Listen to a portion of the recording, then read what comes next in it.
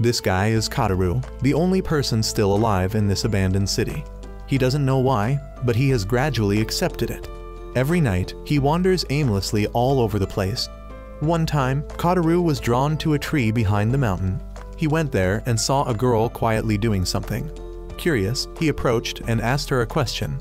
Not only did she not answer, but her voice emitted a strong sound wave that caused temporary deafness in Kataru. It didn't stop there, she then used red ribbons to stab directly into Kataru's heart, killing him. Startled, Kataru woke up and breathed a sigh of relief, realizing it was just a dream. Still, he couldn't stop wondering who that girl was. Could she have been his lover from a past life? His fantasy was interrupted by the doorbell. It was his neighbor Rikako, the mother of his friend Katori. She came to ask Kataru to help look for her daughter, as she hadn't come home yet. Kataru cheerfully accepted and went out to look for Katori. The reason he was so calm was because this wasn't the first time she had gone missing, and he always knew where she hid every time she came home late like this. Following the phone signal, Kataru arrived at a forest near the park. As he walked and called out Katori's name, a strange animal suddenly flew out of a bush. Kataru stared at it, but couldn't figure out what it was, so he just ignored it and kept going deeper into the forest to find Katori. He eventually found her sleeping under a tree in the middle of a lake. He approached and called out to wake her, but she wouldn't wake up, as if she were dead. Kataru then resorted to another method. He took out the one thing anyone would react to: money. He rubbed a few coins together, creating a jingling sound. As expected, even while sleeping, Katori's body reacted to the sound. And just like that, Kataru brought her home. As they arrived, Katori finally woke up with a dazed look on her face, not knowing what had happened. Kataru casually talked to her and told her to go inside the house, because he was well aware of the gap between their rich and poor status. Right after saying goodbye to Katori, Kataru suddenly felt like someone was watching him. Confused and uneasy, he ran home and quickly got under the blanket. In the quiet of night, Kataru's bedroom door suddenly opened, and something slowly slipped into his blanket. Half asleep, Kataru felt something touching and then biting his hand, scaring him so much that he jumped out of bed. He thought he just had a wet dream, but the drool still on his ear freaked him out, so he ended up sleeping on the floor. The next morning, the bite mark was still there. On the way to school, Kataru explained that the city he lived in focused on forest growth experiments. The authorities here were entirely dedicated to environmental concerns, so you could say this city was peaceful. As soon as he entered class, Kataru got a sharp glare like a girl on her period from a classmate named Yoshino. Kataru was confused about why this well-known school delinquent was looking for him. Angry, Yoshino grabbed him, furious that Kataru hadn't shown up at the place they agreed to meet. From Kataru's face, it was clear he didn't remember, so Yoshino was about to punch him to jog his memory. Kataru then strained his brain and finally remembered yesterday. Yoshino had challenged him to a fight on the rooftop. The reason was that Kataru kept bothering him, pulling pranks and annoying him to the point of snapping. Hearing that, Kataru accepted Yoshino's challenge and even said, "Don't go home if we don't meet," before parting ways. Now, having forgotten all of that, Kataru made Yoshino so mad he wanted to send him straight to the hospital. Just then, a girl appeared from outside the classroom to stop them from causing trouble. She was Lucia, the student council president. She wanted to punish them both, but the teacher arrived, stopping her because class was about to start. As she returned to her seat, Lucia kept glaring at Kataru. After the first 3 periods, it was break time, and that's when Katori finally walked into class. Meanwhile, Yoshino invited Kataru to go fight and settle their grudge. But the way he spoke was so funny that Kataru couldn't stop laughing. Having spit fly into his face made Yoshino furious. He was calculating how to punch Kataru in the most satisfying way when Katori joined in the fun. The 3 of them could be considered friends. Katori didn't have many friends, while Yoshino was a delinquent. As for Kataru himself, even though he often chats with his classmates, there's no one he's close to like those 2. At night, Kataru felt like he was experiencing sleep paralysis. But when he pulled back the blanket, it was that same girl from before who had come to bite his hand. The next day at school, he was still thinking about her, lost in thought and not paying attention to where he was going. Kataru tripped over a cardboard box and fell face first to the ground. He still didn't know who left that box there when he noticed a girl stuck in a tree nearby. Kataru approached and asked if she was okay. The girl said she was fine but was currently stuck and couldn't get down. Kotaru offered to help, but she was afraid he would see her underwear. Kotaru promised not to look and helped her down. Through their conversation, the girl introduced herself as Chihaya, a new transfer student. Her story sounded a bit hard to believe, but apparently, she had been carrying that black cat box up the hill, tripped, and rolled down into this spot. Kotaru sympathized with her and offered to help carry the box, but it was absurdly heavy. Yet Chihaya lifted it with ease, not wanting to lose his manly pride. Kotaru insisted on helping her carry it, even though his arms and legs were shaking. Chihaya, worried Kotaru might die before making it to school, tried to take it back. The two struggled over the box until Kotaru lost his grip and caused Chihaya to fall backward. First, Kotaru accidentally peeked at her underwear, then quickly apologized. Embarrassed and furious, Chihaya gathered her things, ran off, and called Kotaru a pervert. And the world really is smaller than Kotaru thought, because Chihaya ended up being placed in the same class as him. Like any typical rom-com, she was even assigned the seat right next to his. As soon as she sat down, Kotaru mentioned her underwear incident again, making her want to literally smash a desk over his head. Not only Kotaru, but even Yoshino was shocked by her terrifying strength. Kotaru tried to salvage the situation by introducing himself. Though Chihaya calmed down, she already had a very poor first impression of him. After the teacher announced the upcoming Harvest Festival next month, Kotaru clutched his stomach and rushed to the restroom. Just as he finished and stepped out, he saw a girl trying to blow a whistle at him. Seeing she couldn't blow it properly, he offered to help, but she ran into the bathroom, cleaned the whistle, then blew it at Kotaru again, warning him not to run in the hallway. The girl was Shizuru, a member of the disciplinary committee. The two knew each other because Kotaru often caused trouble at school. They chatted for a while, and Shizuru punished him by telling him he had to go eat with her on a free day. Kotaru agreed and Pinky promised before saying goodbye to her. Just as that was over, another matter came up. Inao from the journalism club came to find him. Being a reckless reporter, she constantly threw difficult questions at Kotaru, like whether he got into the school through the back door. But Kotaru calmly answered everything to prove he was clean. Unable to get any information, she left, but accidentally dropped a piece of paper. Curious, Kotaru looked at it and realized this girl reporter was seriously dangerous. Inside were tons of important notes. Kotaru concluded that he had to be careful of Inao to protect his secrets. After school, since Kotori had to attend a greening committee meeting, Kotaru turned to Chihaya and asked if she wanted to explore the city with him. He offered to show her around as an apology for the underwear incident.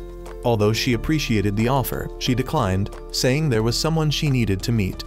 Chihaya later met a mysterious figure who warned her to be careful with her relationships and not to reveal her identity. In the following days, Kotaru kept coming to school exhausted, since that mysterious girl kept showing up every night to bite his hand. After hearing Kotaru's bizarre story, Kotori suggested he see someone Don, a person at school known as a witch. Rumor had it she could use real magic and might be able to help him. Hearing that, Kotaru pulled out the paper he got from the reckless reporter Inao, and sure enough, it mentioned a witch named Senri from the occult club. Curious, Kotaru invited Kotori to go look for her, and she happily agreed. After school, Kotaru asked Yoshino to come along to avoid being seen as a couple, but Yoshino refused, so only the two of them went. Since they had no leads, they started by asking around the school. Even though they ran all over the place, they couldn't find anything. At that moment, an information broker approached Kotaru after hearing that he was looking for the witch. His name was Suzuki, and he came to give Kotaru a notebook about the occult club. Thinking this was incredibly helpful, Kotaru gratefully hugged Suzuki. Using the notebook as a guide, the two of them found a house in the forest. Inside, Kotaru discovered a room that looked very modern. After checking the surroundings, he confirmed that this was the occult club's base. Before leaving, he left behind a note. That night, the mysterious girl showed up again. Panicking, Kotaru ran around frantically looking for a way to escape, but neither the front door nor the windows would open. He grabbed a baseball bat and started smashing it against the window, but there was a barrier preventing it from breaking. Then, the girl slowly emerged from under his blanket. Terrified, Kotaru banged on the door while calling out Kotori's name for help. The moment he said Kotori's name, the mysterious girl suddenly disappeared, and Kotaru's soul almost left his body along with her.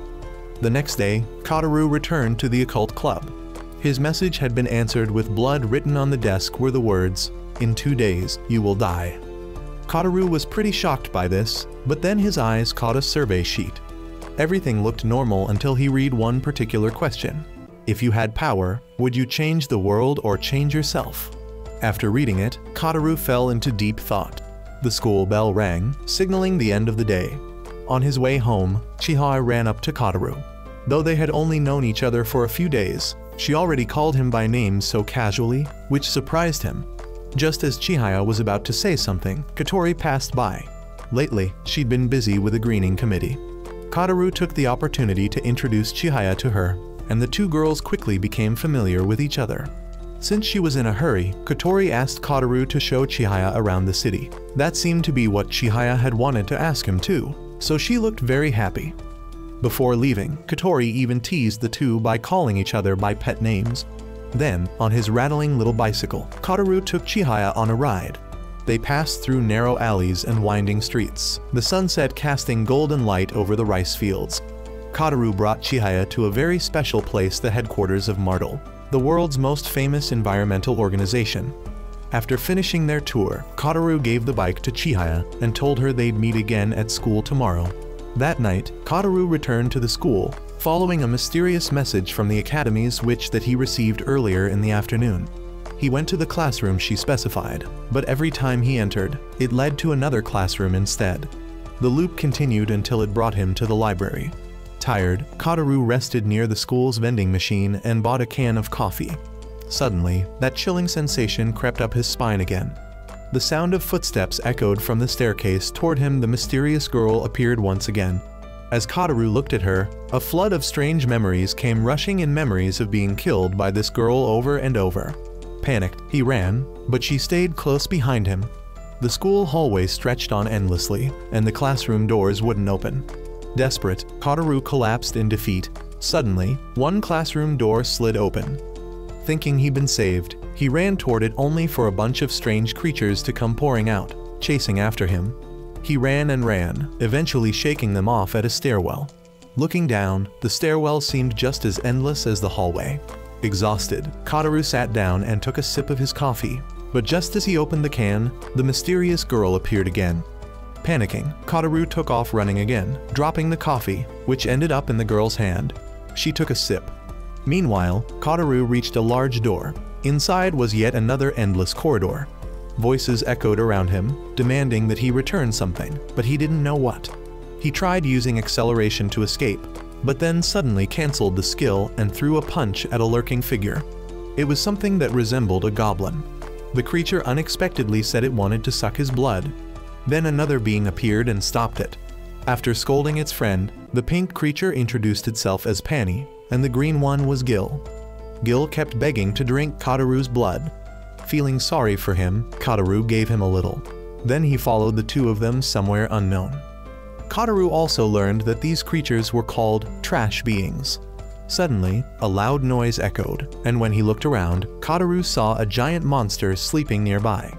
The three of them needed to quietly get out of there, but while flying, Gil suddenly sneezed and woke the monster up. The three of them quickly fled, but the monster only needed one leap to block their path. Just when they didn't know what to do, the mysterious girl appeared, holding the can of coffee. The monster swung one of its tentacles at them, and Kataru used acceleration to pull the girl out of the way, accidentally knocking over the coffee can.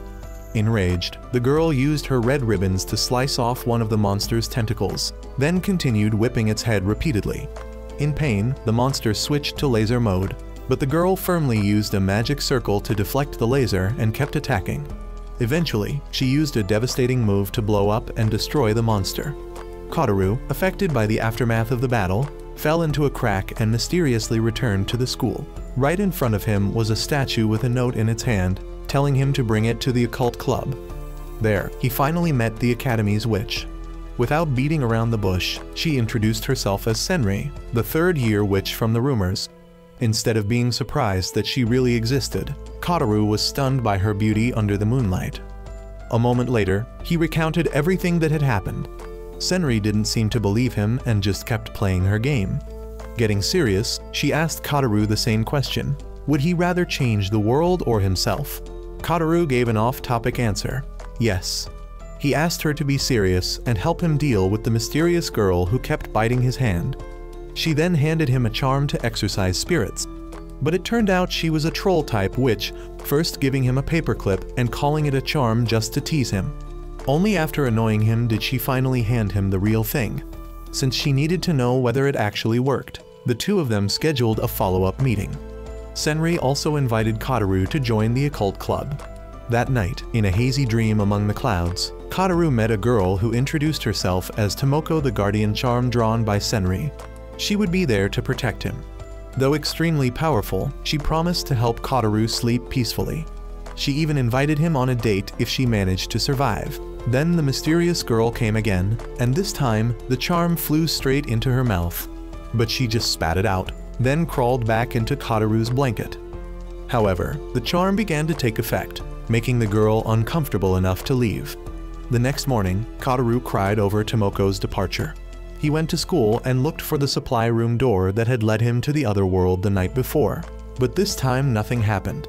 He went to class and told Kotori about everything he had experienced: talking creatures, giant monsters, and just like Senri, Kotori told him to lay off the drugs.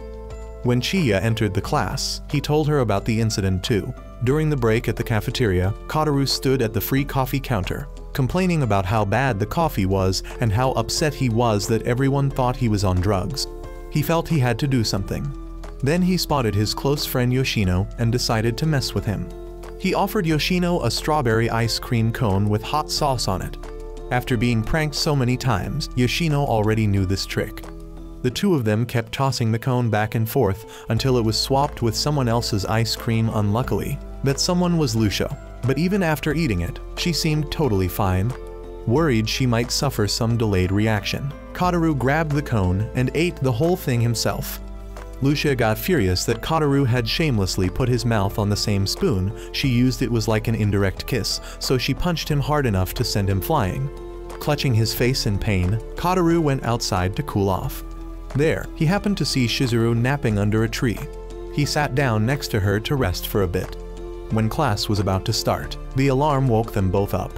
Shizuru was surprised to see Kotaru, and they chatted for a moment before saying goodbye. That afternoon, Kotaru went to see Senri again. She was surprised that the charm had actually worked, then casually tossed Tomoko into the trash, which made Kotaru really regretful. Seeing how indifferent she was, he asked if she didn't believe in the occult. She confirmed that she didn't. She hated people who believed in the supernatural. Kotaru then asked why she even founded the occult club. She said she only took over the occult club, which was on the verge of being disbanded, just because she wanted this room. Hearing that, Kotaru invited her to play a game he would prove that the supernatural was real. If nothing happened, he would admit he was on drugs, but if it was real, he wanted her to grant his request. When she asked what it was, Kotaru smirked and said he wanted to touch her chest. She immediately called the police, and Kotaru had to frantically slam the machine to stop her. In the end, she agreed to his game. That night, the mysterious girl came to Kotaru's room again. This time, she was prepared for Tomoko's attack. With no one interfering anymore, she began crawling into Kotaru's blanket, but Kotaru let out a fart, forcing her to leave in a hurry. The next day, Kotaru brought Kotori to see Senri. He asked her to help them prove supernatural phenomena were real, and besides, Senri looked rich and powerful, so getting close to her could benefit Kotori. Hearing that, Kotori agreed. The two of them created a website for the occult club, and just as they finished, Chihaya unexpectedly showed up. It turned out she had some acquaintance with Senri. That night, Kotaru had a wet dream about Senri's melons. When he reached out to touch them in the dream, his hand landed on the mysterious girl. Since the Tomoko charms had run out, she easily slipped into his room. Being unexpectedly groped made her a little flustered, and she left. The next morning, Kotaru asked Senri for more Tomoko charms, and she just pointed to the trash can for him to dig through. As soon as he stepped outside, he ran into the reckless reporter Jainao. She came after hearing Kotaru had joined the occult club and about his game with Senri. Coincidentally, she was also trying to prove supernatural events were real. Jainao challenged Kotaru to a race to see who could find proof first, then left. Kotaru then brought Shizuru to the occult club to help out. she quickly got along with the older girls. Senri started getting annoyed with the chaotic group Kataru had assembled. Suddenly, Shizuru's phone rang. It was someone from the discipline committee. Kataru couldn't help but whisper into her ear, and she repeated exactly what he said, that she loved Kataru and would follow him forever. Kataru didn't even get the chance to say he was joking before the call ended. Unfortunately, the caller was Lucia, who immediately rushed to the occult club and punched Kataru. After the punch, Shizuru explained it was just a joke, a very costly one. Shizuru then explained that she had joined to help Kataru research and prove the supernatural was real. Hearing that, Lucia joined too to protect Shizuru from a pervert like Kataru. As Kataru watched everyone chatting together, a thought came to mind: I want to become someone. He had always been alone before. He wanted to change his boring life and believed that everyone here could help him do that. And thus, the occult club began its activities. Outside, the mysterious girl continued watching Kataru. She felt something, then clutched her heart. In the days that followed, Kataru woke up feeling very refreshed thanks to the number of Tomoko charms given to him by the president. The mysterious girl no longer appeared. At school, Katori, representing the Greening Committee, announced the upcoming Harvest Festival. Even though she stumbled through her speech, she managed to finish it.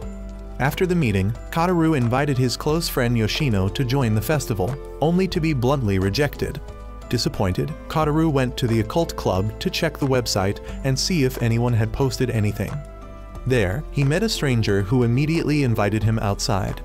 Moments later, Senri stepped out from the bath. Apparently, she had an intense battle the night before and was still a bit tired. Kataru wanted to ask who this man was, but before Senri could answer, Chihaya entered. When the man saw her, his attitude instantly changed. He brought her the lunch she had forgotten. Being polite, Kataru introduced himself and asked for the man's name. He introduced himself as Sakuya and said he was Chihaya's brother. But Chihaya stopped him from saying that. Senri told her she didn't need to hide anything. Sakuya explained that for certain reasons, he was responsible for taking care of Chihaya. Since the two siblings had the same last name, Kataru found it hard to call them casually. Senri told him to just call Chihaya by her name for simplicity, but the moment her name slipped from his mouth, Sakuya, her sister Kan of a brother, warned him not to call her that. The school bell rang, temporarily putting that issue aside. As they left, Kataru, being his usual teasing self, slowly repeated Chihaya's name to provoke her brother, who then declared that he would never like Kataru. Back in class, Kataru was still thinking about Chihaya's strange brother when the tapping sound of chalk snapped him back to reality. Lucia, the student council president, was working on her assignment. Curious, Kataru asked Yoshino why Lucia always wore gloves. Yoshino guessed maybe she just didn't like touching dirty things, but Kataru disagreed, saying someone like that wouldn't be fit to be student council president. Instead, he theorized that her gloves were actually sealing away some powerful dark force. Yoshino, surprisingly, believed him and started playing along. Both of them got scolded by the teacher for disrupting the class. After school at the occult club, Kataru was excited to see someone had posted on their website. Everyone else was excited too, but more about hanging out and eating than about Kataru's ghost stories. When they finally got serious, they read a post about a student spotting a creature called Tsuchinoko. The group started guessing what it looked like or whether it was edible. Senri said it was basically a fat snake. Hard to believe, but Kataru had experienced enough to think it was real. If he could find it, then Senri's boobs would be his. The club then split up to search for the Tsuchinoko in the school garden. While rummaging through a bush, Kataru felt something soft and round. Thinking it was the fat snake, he pulled it out only to discover it was Lucia's butt. Naturally, a beatdown followed. At that moment, an actual fat snake appeared. Kataru charged at it, but Chihaya effortlessly caught it with her strength only for it to be dragged away. Not giving up, Chihaya pulled back and revealed a strange woman trying to reel the snake in. Calmly, the woman introduced herself as a part-time salesperson and part-time exotic creature hunter. Though she was technically a hunter, her main job was sales. She just did this on the side to fund her luxury shopping and travel. She had taken the Tsuchinoko job because someone had posted a request on the occult club website. After saying her piece, she ran off to work. Since lunch break was almost over, the group disbanded. Luckily, Kataru still managed to buy a bun to snack on. He spotted Shizuru also getting ready to eat outside. Remembering his promise, Kotaru went to eat lunch with her. During their meal, Kotaru noticed Shizuru's eye patch and asked if she had some sort of illness. Shizuru hesitated, but said she'd tell him her secret only if he promised not to tell anyone. When he agreed, she removed her patch to reveal heterochromatic eyes. It seemed she wore the patch because she didn't want people staring at her. Kotaru complimented her, saying her eyes were beautiful, making her blush. After lunch, Kotaru grabbed a canned coffee and littered, prompting Lucia to suddenly appear and make him sort all the trash. Not only that he had to rinse every can before sorting them. After a long cleaning session, Kotaru lay on the grass, exhausted. Lucia told him it was punishment for groping her before, then gave him a passionate lecture about environmental protection.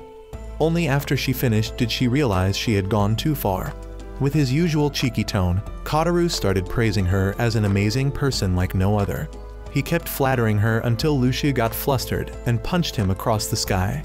Kotaru had to rest in the infirmary until evening before dragging his body home. While wandering around, he saw the mysterious girl being chased by something.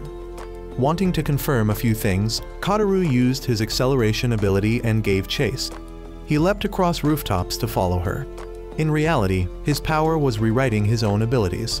For instance, acceleration was actually him rewriting his body structure to enhance his physical muscles. But the downside was once enhanced, his body couldn't revert, making it hard to keep his powers hidden. Still, without upgrading, he couldn't catch her. He soon lost sight of both her and whatever was chasing her. In the still silence, a stranger suddenly appeared behind Kotaru. Mistaking him for a hunter, the man summoned a wolf to attack. Unable to fight back, Kotaru relied on his god-given legs and ran for his life, diving into a train tunnel to escape. Barely able to catch his breath, the wolf quickly found him. He kept running, climbing through a hole that led to a mountain. The wolf caught up and lunged at him. In a daze, Kotaru thought he was going to die, but the wolf was suddenly slain by someone. When he came to, Kotaru found himself with two men at a roadside diner. They said they had found him in a park. When he mentioned the monster, they responded calmly and started asking questions. One of them, a gentleman who introduced himself as Isaka, explained that a few unidentified monsters had been showing up in this green city lately, so perhaps what Kotaru saw was one of them. As he chatted with the two, Kotaru almost forgot about the terrifying chase earlier. Driven by his desire to fondle Senri's boobs, he asked more about these strange creatures. Isaka told him if he was curious, he could visit his antique shop in the city. Suddenly, Shizuru appeared from behind. She hadn't noticed Kotaru until he greeted her. Turns out she was a regular at this place.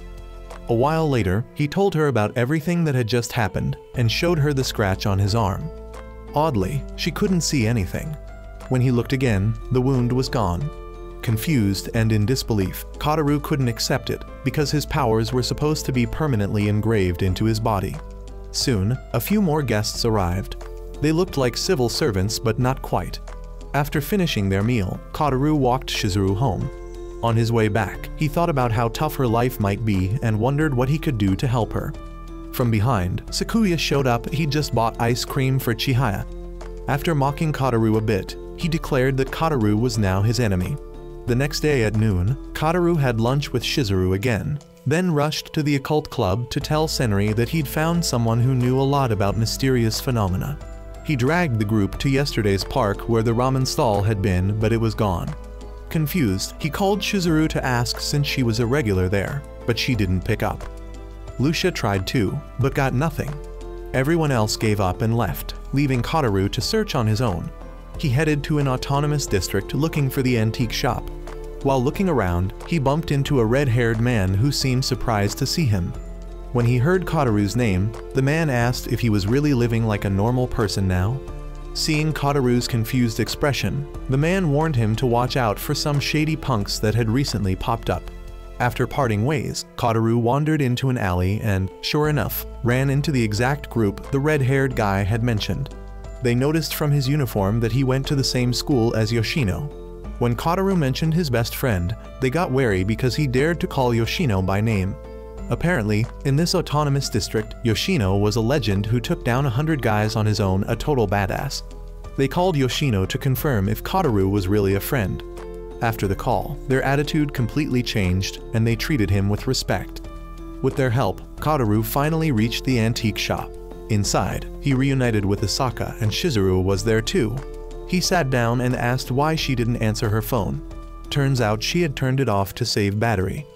Asaka noticed how close the two seemed, more like friends than upperclassmen and underclassmen. Kataru told the story of how he first met Shizuru. She had gotten lost on her way to the discipline committee and he helped her find the way. Thanks to his teasing nature, they quickly became friends. After that, they got back to the main topic. Kataru wanted to know more about the creatures that Asaka and the ramen guy had seen. Asaka showed him some pictures he had taken, but they were too blurry and didn't resemble the two creatures Kataru had previously encountered. Still, even if it was disappointing, it was something. In the evening, the two said goodbye and headed home. Kataru also got to keep a few photos, and Asaka gave him a business card so he could visit anytime.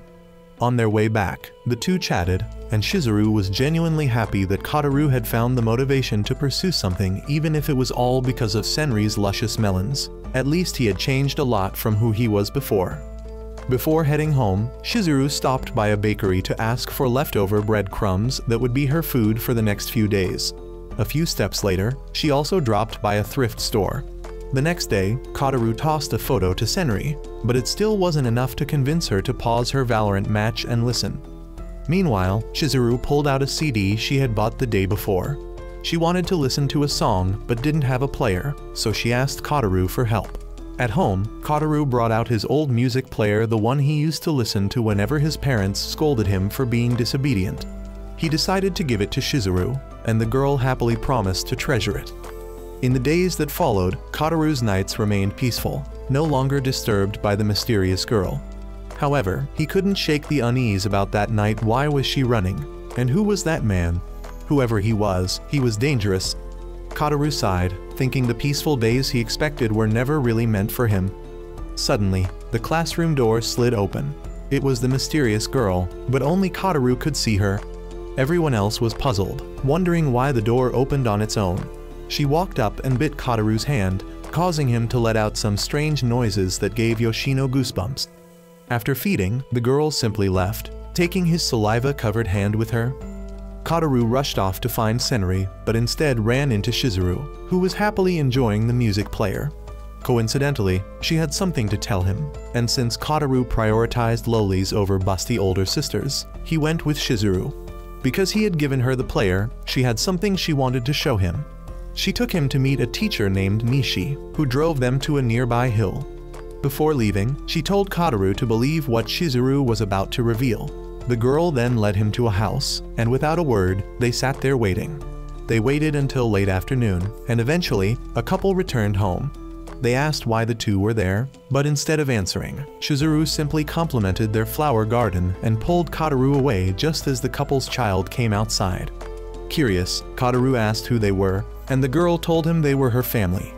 Hearing that stunned Kataru because they didn't even recognize her. Then, Shizuru suddenly stopped, poked his nose, and asked for her name. To his horror, Kataru couldn't remember it. Shizuru explained it was because of her ability, but somehow, Kataru managed to force the name Shizuru out, making her smile with joy. She then revealed how, when she first discovered her power, she couldn't control it and accidentally caused her parents and younger sister to forget her. She explained that her family used to be happy together. Though they weren't wealthy, they had fun.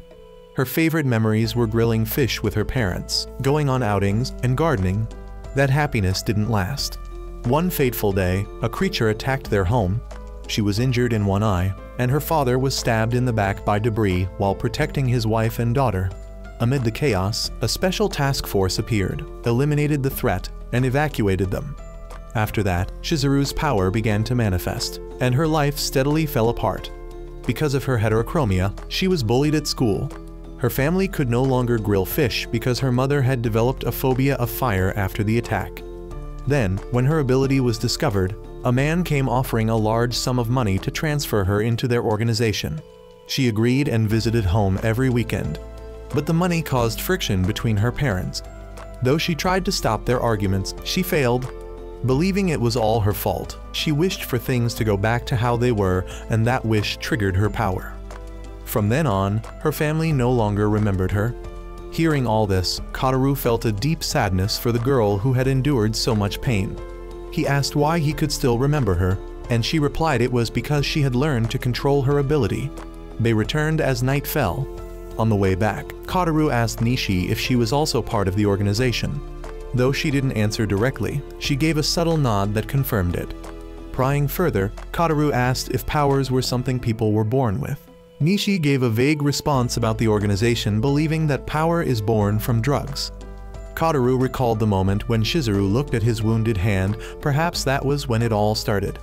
Nishi didn't let him ask further questions, saying knowing too many secrets wouldn't do him any good.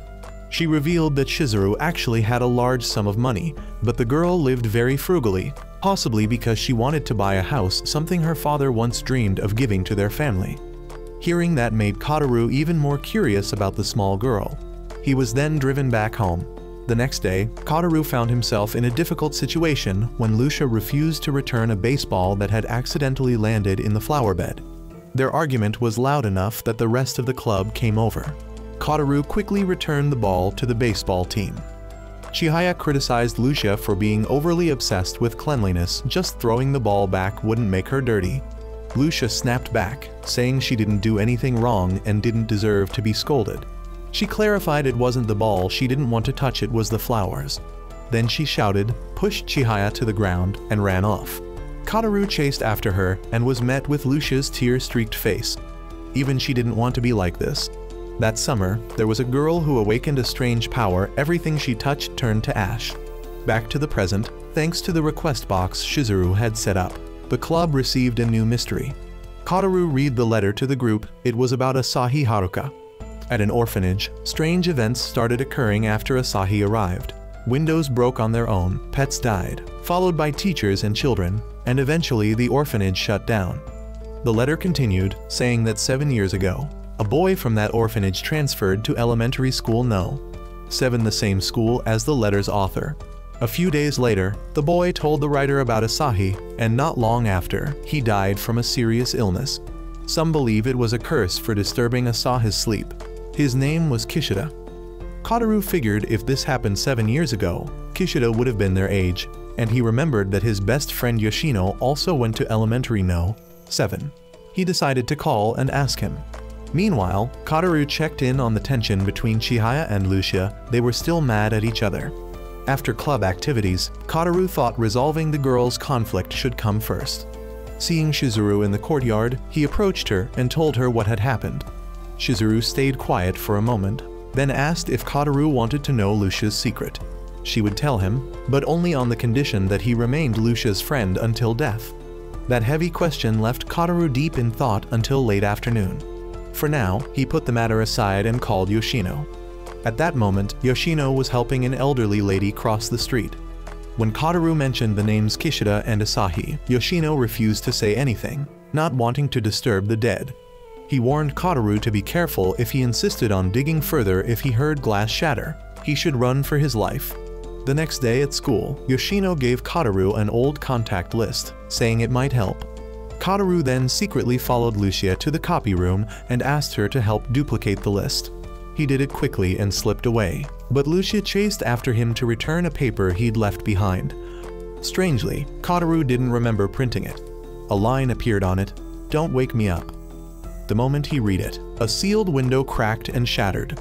Lucia suspected Kataru was up to his usual tricks. To avoid being misunderstood, Kataru told her the full story about Asahi.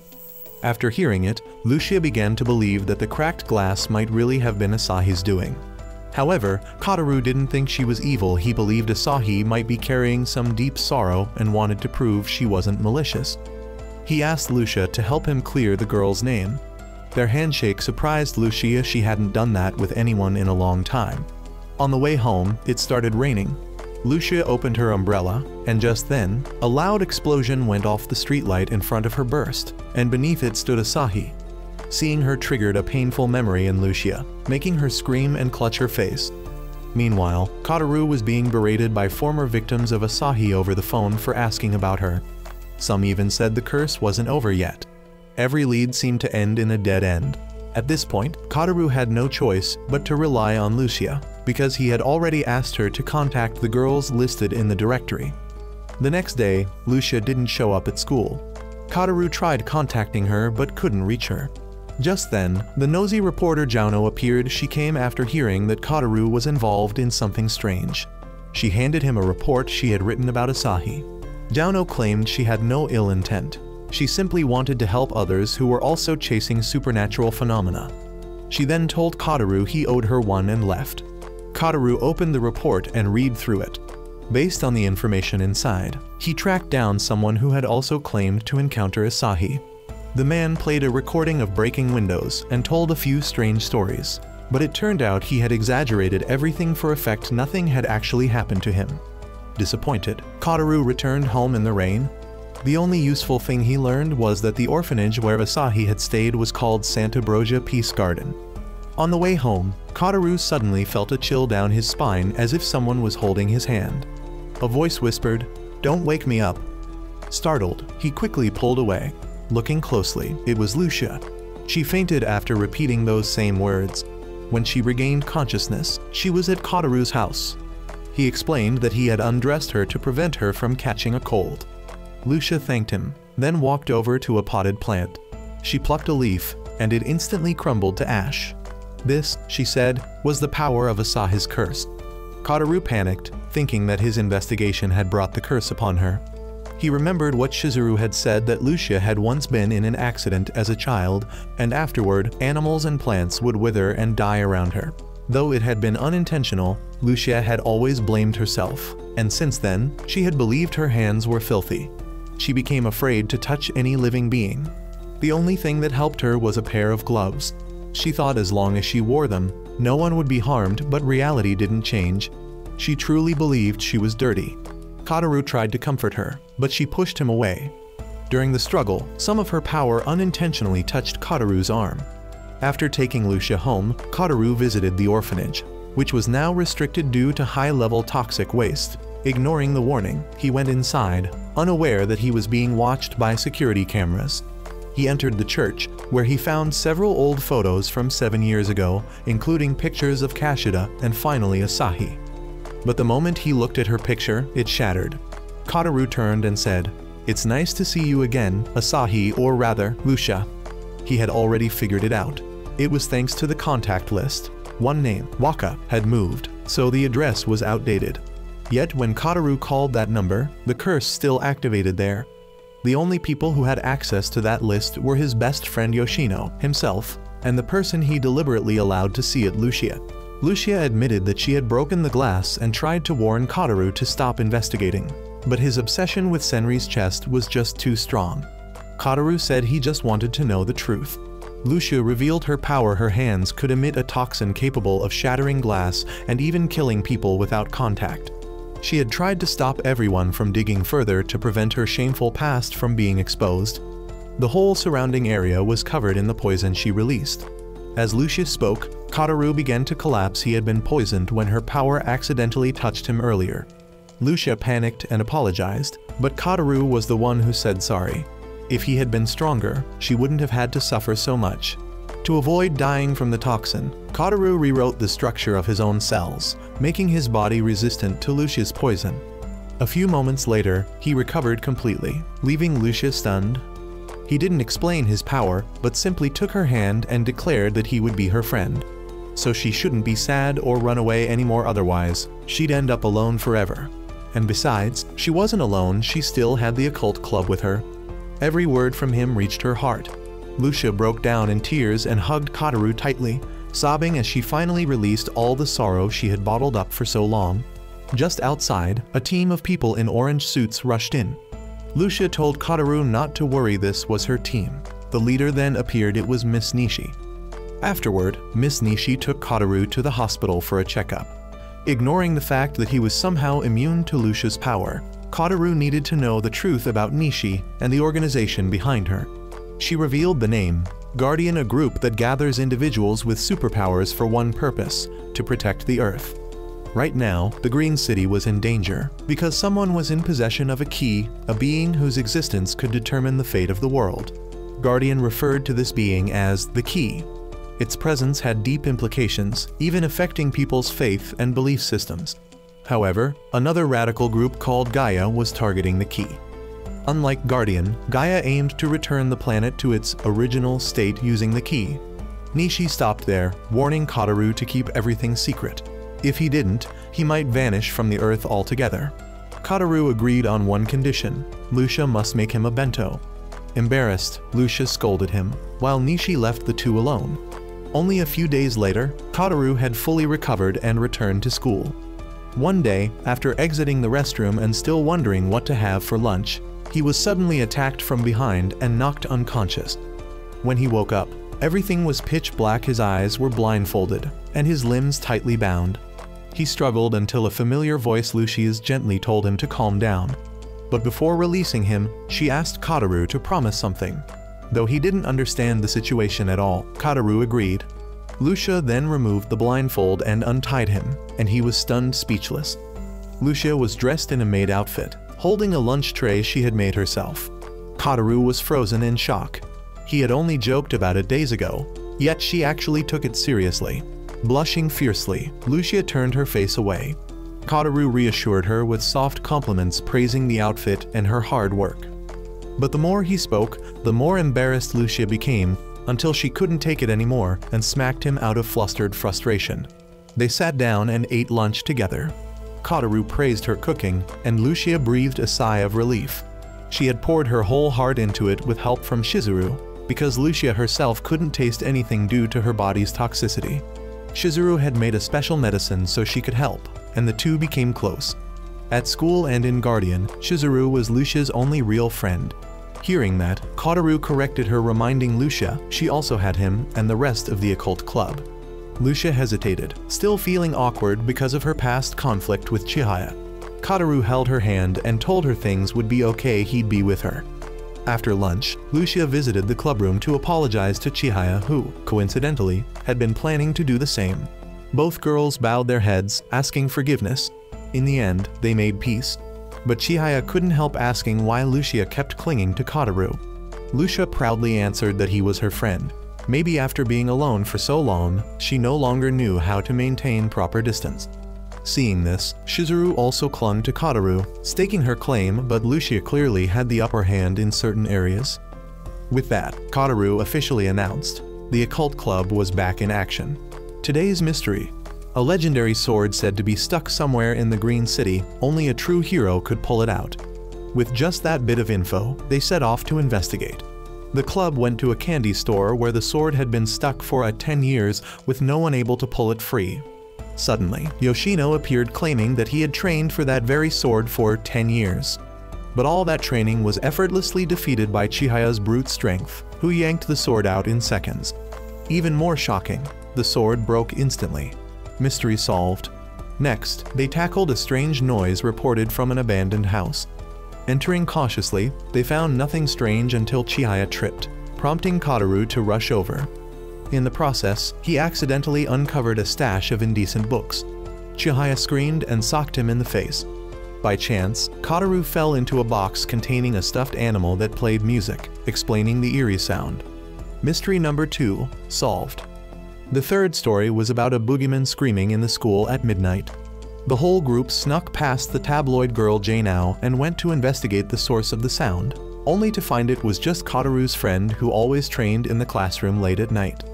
With that, the third mystery was solved. A few days later, Kataru discovered some new clues in the forest. To outsiders, it looked like a group picnic, and Sakuya promised to prepare food for everyone except Kataru. While Senri thought this was unreliable, she trusted Kataru instead. He asked if anyone wanted to join, but no one seemed interested except Shizuru. Lucia said the girl didn't need to go just to please Kataru, and Shizuru replied she wasn't going just for that. So Kataru decided the club would all go together that weekend. On Saturday, Kataru rushed to the meeting point. He was the only one who showed up late.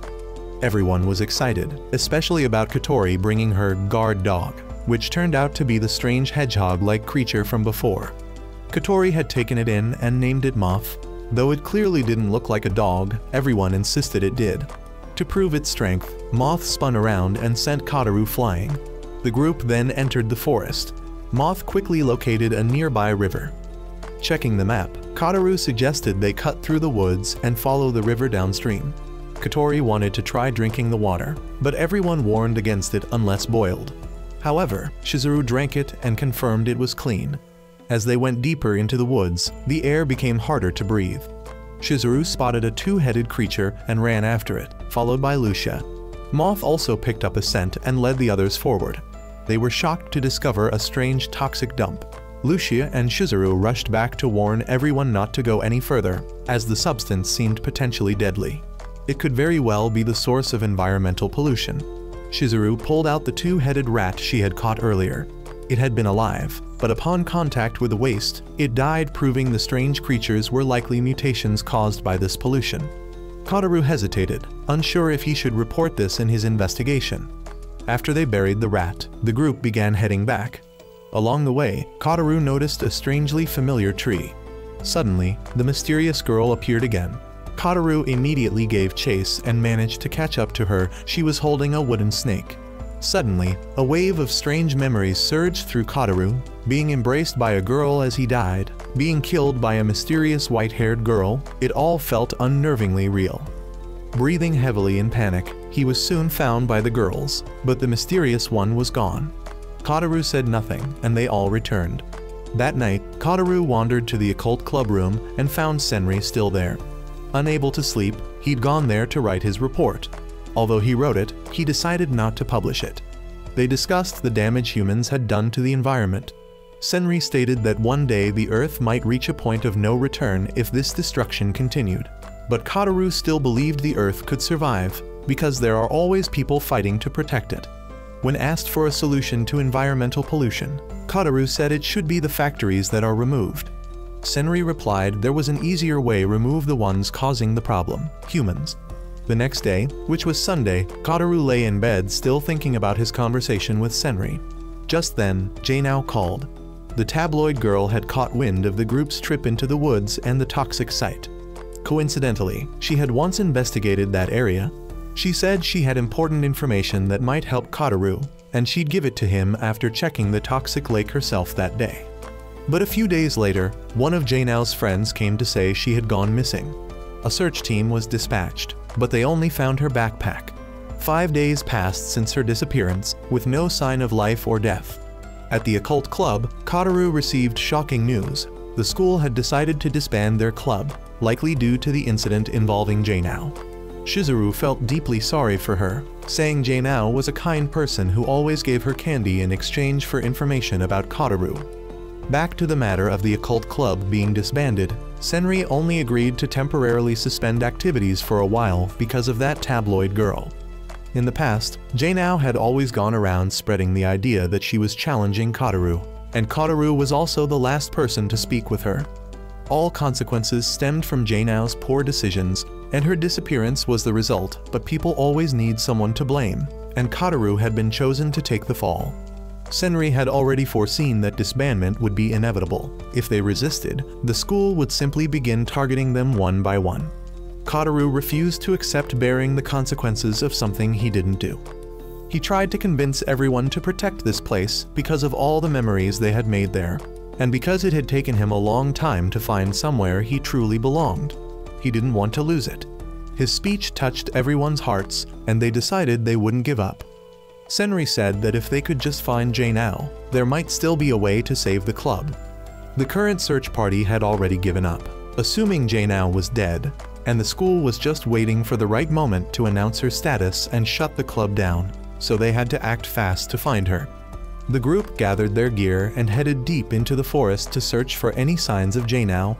After a while, Chizuru spotted what looked like a possible trace of her. It didn't seem like much, but they continued following it.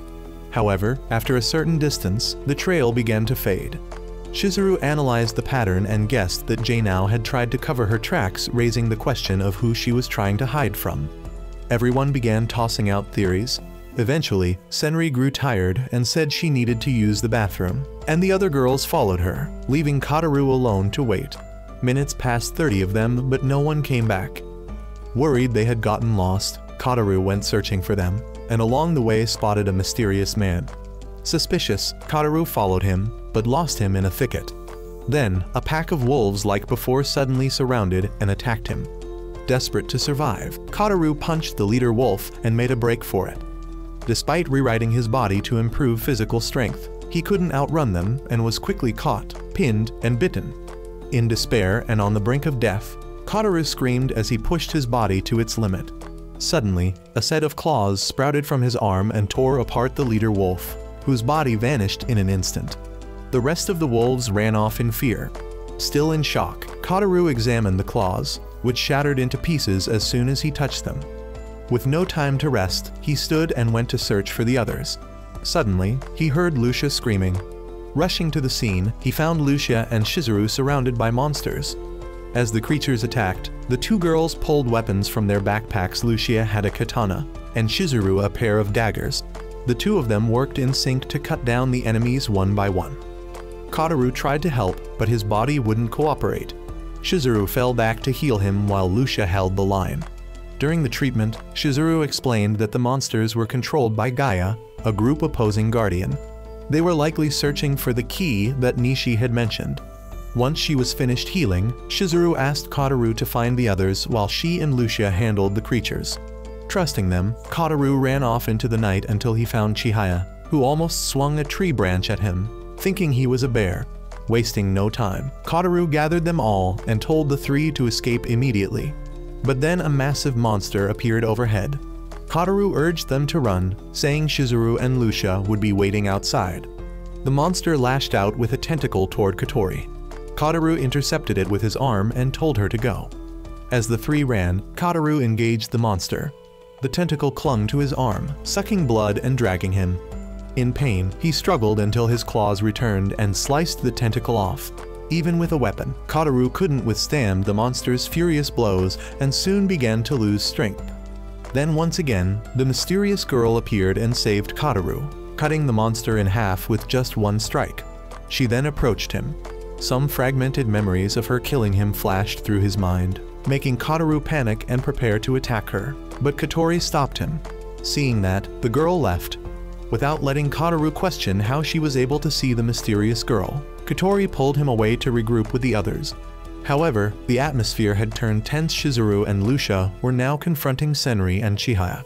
The reason was that when Senri and Chihaya's group had arrived earlier, the monsters had not attacked them, and they hadn't seemed frightened at all. Senri then revealed the truth: she was a member of Gaia, enemies of the Guardian Hunters. When Lucia charged forward, Sakuya appeared to support her. He said they were done here and took the two girls away. Kotaru, exhausted, collapsed and passed out. The next day, he woke up in his house.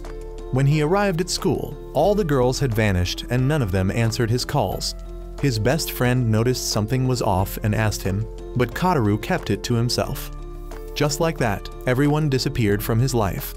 Days passed, and Jainao was still missing, the others still gone, and Kotaru's life returned to being dull.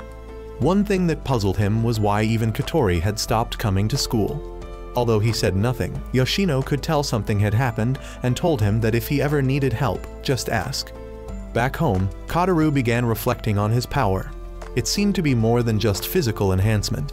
He concentrated and summoned the claws again, testing them out, finding they were extremely sharp. He began training with them. Suddenly, the mysterious girl appeared again. She said something about the situation being extremely urgent before collapsing. The next day, in class, the teacher announced that Jainao had been found. She was in the hospital in the neighboring town with hazy memory. Kotaru figured her family would likely move away after this incident. While deep in thought, he met Shizuru again. She had come to say goodbye, likely for the last time. Then she vanished, and Kotaru could do nothing but stand there and watch. He kept going to school and returning home alone. One night, he came home to find his belongings messed up and a red ribbon trailing up to his room. Upstairs, he encountered the mysterious girl again. She introduced herself as Kagari, and that was all she remembered. She had no memory beyond that, only that she had an important mission tied to Kotaru. Simply put, she needed his help.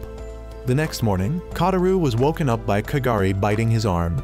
He got ready for school. Since Kagari still didn't know who she was or what she needed to do, Kotaru let her explore the internet and said they'd talk more after school. But when he got to class, Kagari had already shown up in a school uniform and was attending his class. She even picked a fight with Yoshino, so Kataru pulled her aside to talk. Kagari had already studied everything online and now wanted to attend school with him. She even had the ability to change her clothes at will. With no other option, Kataru showed her around the school. First stop, the cafeteria. Kagari wasn't interested in the food at all and just fixated on drinking coffee, even yelling at the staff for more, forcing Kataru to drag her away. They went to the park and, coincidentally, ran into Jainao. Surprisingly, she didn't remember anything. Kataru sat down with her and explained everything, but it still didn't bring her memory back. She then pulled a memory card from her pocket. It was likely the reason she came to find him. She gave it to him, saying it might be useful. Before they parted, Kataru reminded her of the game they had promised to play, saying she had won. Back at home, Kataru began exploring the contents of the memory card. Meanwhile, the two opposing factions were moving. Gaia, shockingly, was actually the Green Martel conglomerate. They held a meeting to choose their new saint. Afterward, Sanri met with Chihaya and a child. She reported the meeting's outcome and said both factions were now targeting Kataru. As for Katori, her whereabouts were unknown.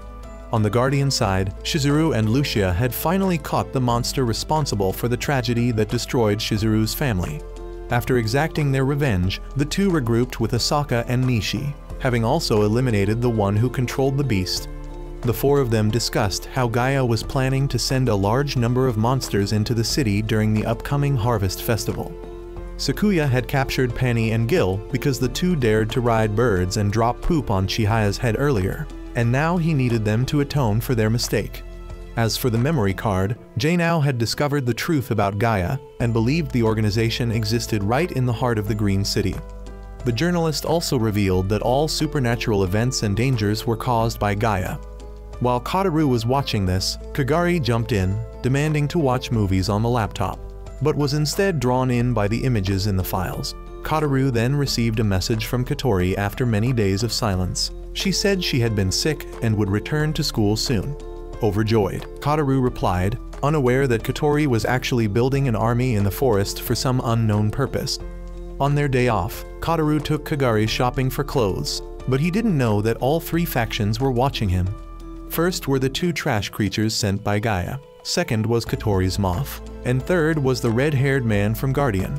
Kataru took Kagari to an antique shop to meet Asaka, but the man was no longer there. Kagari then turned to Kataru and told him they were being followed. Hearing that, Kataru realized and quickly dragged Kagari into an alley to shake off all three factions. He ran into Yoshino's gang, and after explaining the situation, Yoshino agreed to help. He even showed Kataru a shortcut to the next town. Before leaving, Kataru thanked him and told him about Katori's condition. Meanwhile, the three factions collided. Red Hair got beaten to a pulp by Moth and the two trash creatures, and then Yoshino's gang came in and hit him a few more times. Back with Kagari, Kataru had successfully escaped with her, but she started acting up from coffee withdrawal, clinging to him and making weird noises that drew public attention. He had to run to buy her coffee. At the vending machine, Kataru ran into Lucia again. He quickly asked if she was okay, but she was no longer the club president she once was. Lucia frankly told him that both Guardian and Gaia were monitoring him and Katori, and if neither of them showed anything unusual, the organizations would stop watching. After saying that, she walked away. After a day of wreaking havoc in the city, Kataru and Kagari rested in the park. After finishing her 10th can of coffee, Kataru brought Kagari home. Unexpectedly, the blonde guy from before showed up again, curious how Kataru had managed to kill his monster. Kataru kicked him by surprise, but the guy summoned two dogs to attack. However, Kagari instinctively destroyed them.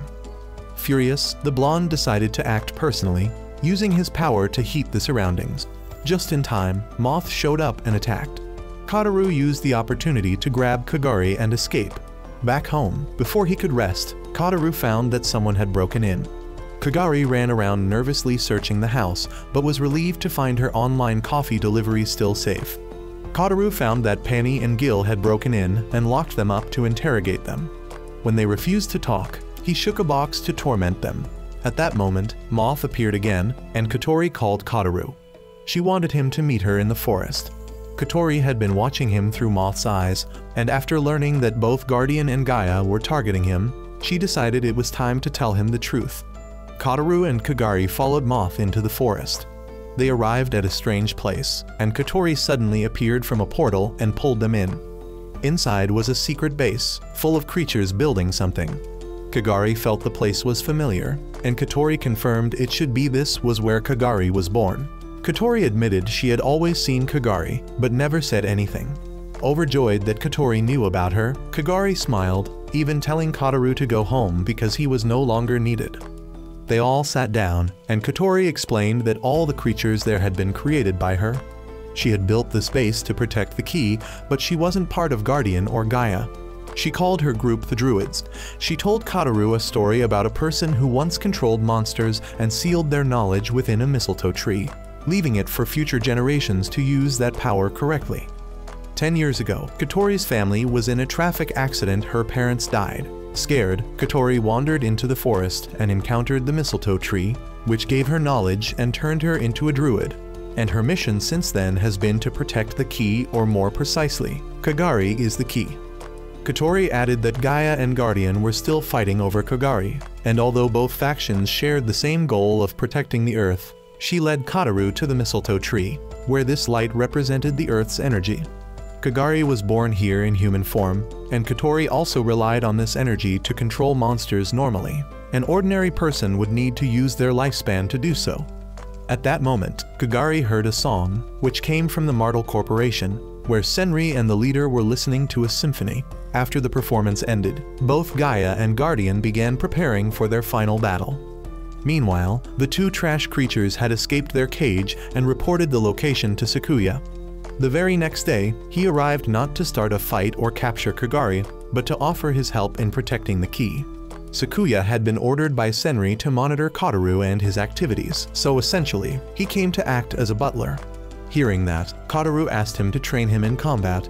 The man agreed but warned that it would be harsh. In the following days, Sakuya handled cleaning, cooking, and spent time training Kotori, who did nothing but train repeatedly under Kagari's watchful eyes. One day, Kotori announced they were out of food since she had only stocked supplies for herself and Kagari. Sakuya suggested they go shopping since the harvest festival had just begun, and so far, neither Gaia nor Guardian had made any moves. After finishing their shopping, Sakuya brought Kotori and Kagari to meet Senri again. She revealed that she had become the Holy Maiden of the Martel Corporation, which publicly presented itself as an environmental organization but was in fact waging a war over the key. Today, she wanted to meet Kagari and ask why the Earth had taken human form to appear before mankind. Kagari simply replied that she was trying to rediscover herself, then offered Senri a can of coffee, saying that after living here for a while, she found humans to be truly fascinating. Hearing this, Senri promised to help Kotori as much as she could, then began to leave, but Kotori stopped her, reminding her of the deal they made, that he'd get to touch her chest. With Kagari present, proving the supernatural was real, he tossed her a coffee can to distract her and pinned Senri to the wall. But he stopped just before doing anything, saying he'd save it for when they met again at school. Meanwhile, in the forest, the blonde man had discovered the secret base through Pani and Gil.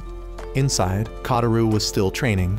Over with Guardian, Lucia had secretly entered the forest to search for Kotori after seeing a report that someone had spotted her. She stumbled upon the blonde man's group planning an attack and overheard them talking about the key being there. Considering the situation, Lucia prioritized protecting the key, but recalling memories with Kotori and the others, she ultimately decided to protect her friends. She swiftly took down two enemies, but the blonde man launched a surprise lava attack. He then created a burning battlefield. Realizing the fire would soon spread, Lucia tried to end the fight quickly. She used a poison that withered the surrounding area to suppress the flames, then launched a poisonous strike that caused the man to bleed. But he resisted, unleashed a power burst, and impaled her with a fiery spear. Over with Gaia, Senri had made her decision. She would let Chihaya leave the organization to find Kotori. Before leaving, she gave Chihaya a letter to hand to Kotori. She would take care of the rest. The very next morning, Chihaya set out to find Kotori's base, using a map. Along the way, she stumbled upon a severely injured Lucia. While unsure what to do, she encountered Kotori and Kotori. The three brought Lucia back to the base for treatment.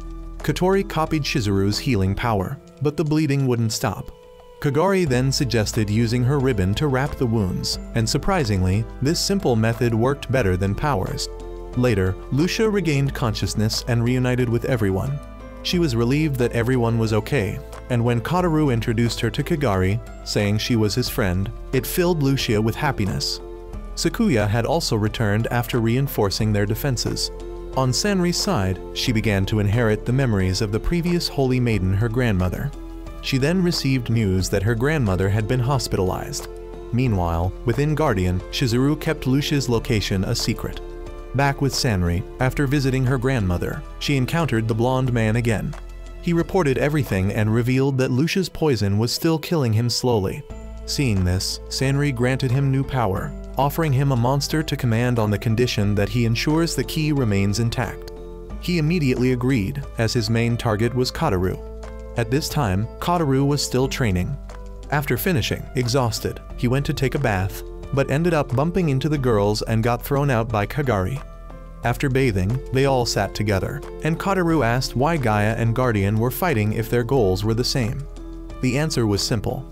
Gaia wanted to wipe out humanity to restore the planet, while Guardian aimed to protect the world humans had built. Druid existed to protect the key until it made its judgment. Kotoru asked what each side would do if they obtained the key.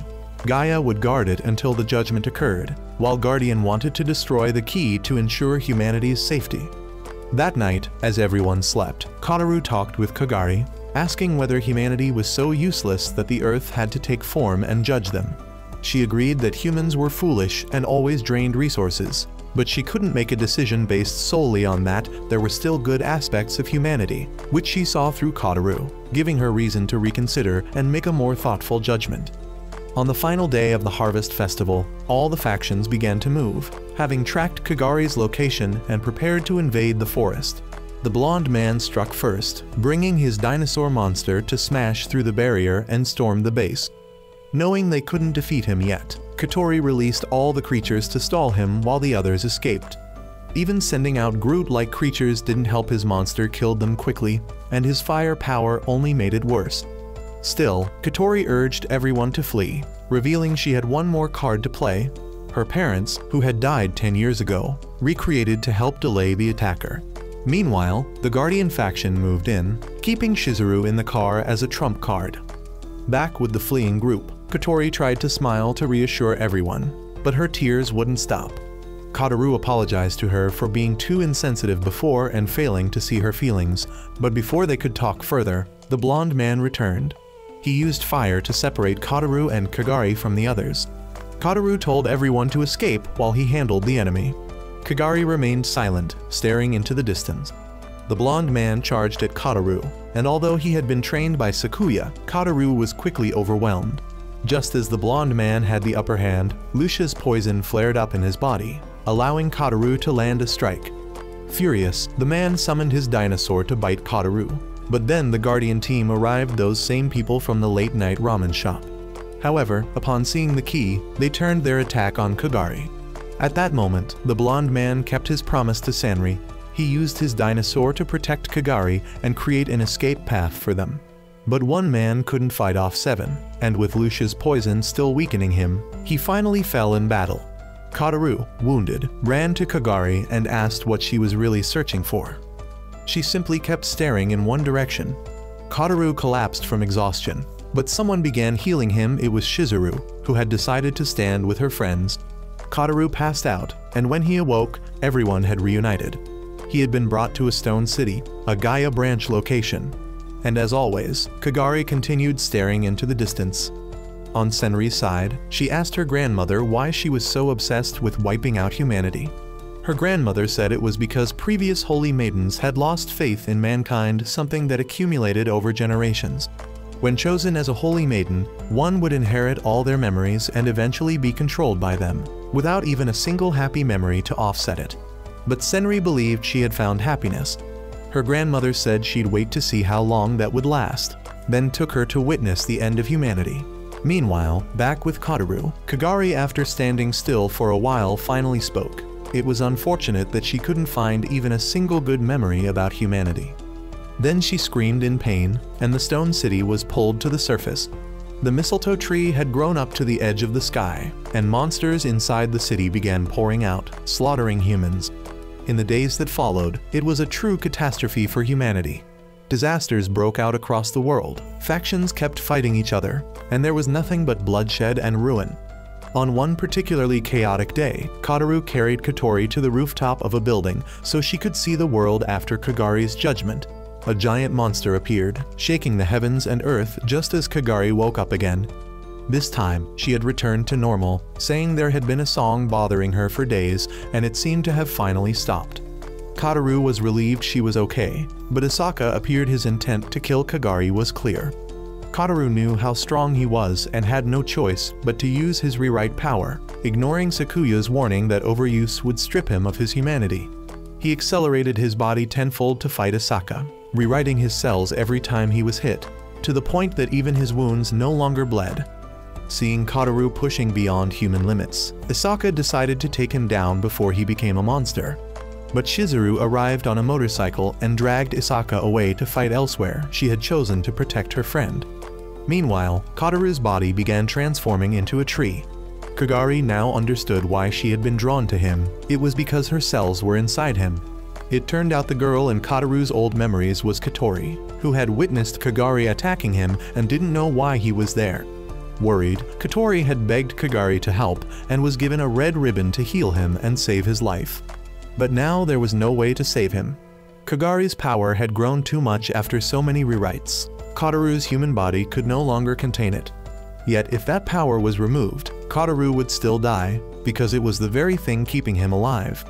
At that moment, Pani and Gil finally served their purpose. If they could patch the wound and replace the power in Kotaru's body, he could survive.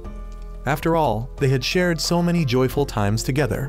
Kagari then pulled out her ribbon and placed the two creatures into Kotaru, helping him regain consciousness. Kotori kept quiet about Pani and Gil's sacrifice, but before they could do anything else, Kagari heard that song again, which drove her to unleash more destruction. Kotaru's arm suddenly grew into a tree. Sanri had been possessed to continue the Song of Annihilation, using it to manipulate Kagari into destroying more. Kagari then began turning into a tree herself. Kotaru, dragging his battered body, struggled to pull her out. Miraculously, he awakened her by grabbing her boobs. But even though she regained consciousness, the world had already fallen to the brink of extinction.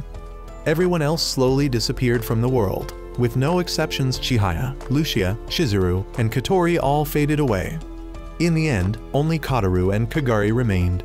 As Kotaru watched his friends vanish, Kagari said one final thing before turning into a tree. She believed he would save everyone. And with that, one branch of the story quietly ended in tears.